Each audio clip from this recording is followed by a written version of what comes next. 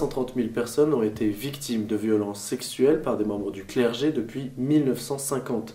C'est un chiffre absolument énorme qu'a dévoilé le rapport de la commission indépendante sur les abus sexuels de l'Église le mardi 5 octobre. Après plus de 2 ans et demi d'enquête, la commission présidée par Jean-Marc Sauvé, haut fonctionnaire, constate que 2900 à 3200 prêtres ou religieux pédocriminels ont sévi pendant près de 70 ans, ce qui représente environ entre 2,5 à 2,8% de l'effectif total. Un appel à témoins a été lancé en 2019 et est resté ouvert 17 mois, permettant à près de 6500 personnes de parler.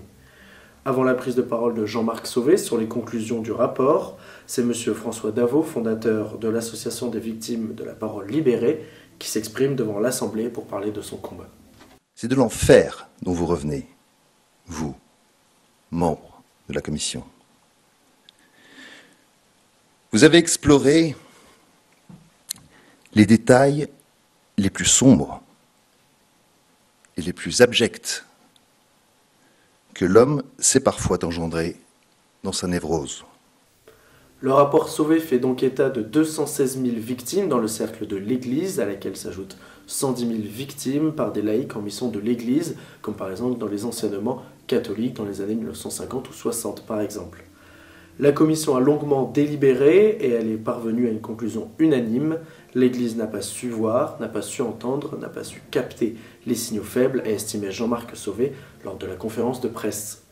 Un point majeur qu'il faut souligner, c'est jusqu'au début des années 2000, une indifférence profonde, une indifférence totale et même cruelle à l'égard des victimes.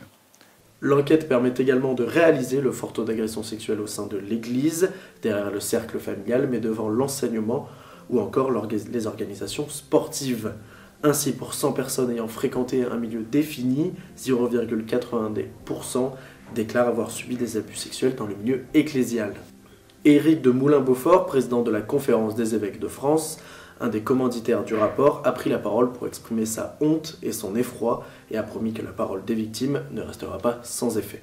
À travers votre compte-rendu, Monsieur le Président, déjà nous avons entendu la voix des personnes victimes. Nous avons entendu leur nombre. Leur voix nous bouleverse, leur nombre nous accable. Ils dépassent ce que nous pouvions supposer.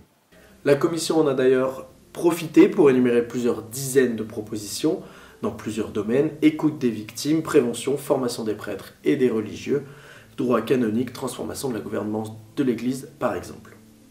Elle a aussi préconisé une politique de reconnaissance, puis une réparation financière propre à chaque victime. Les faits sont presque toujours prescrits et les auteurs morts rendent un recours à la justice qui est improbable. La question de l'indemnisation n'est pas un don, c'est un dû, a déclaré Jean-Marc Sauvé, plaidant en faveur de cette solution plutôt qu'un allongement des délais de prescription comme le veut l'Église. L'épiscopat a pris des mesures au printemps permettant non pas de réparation mais un dispositif de contribution financière versée aux victimes à partir de 2022. Les premières réponses seront annoncées en novembre. Nul doute que ce rapport continuera de bouleverser l'Église après plusieurs années de silence.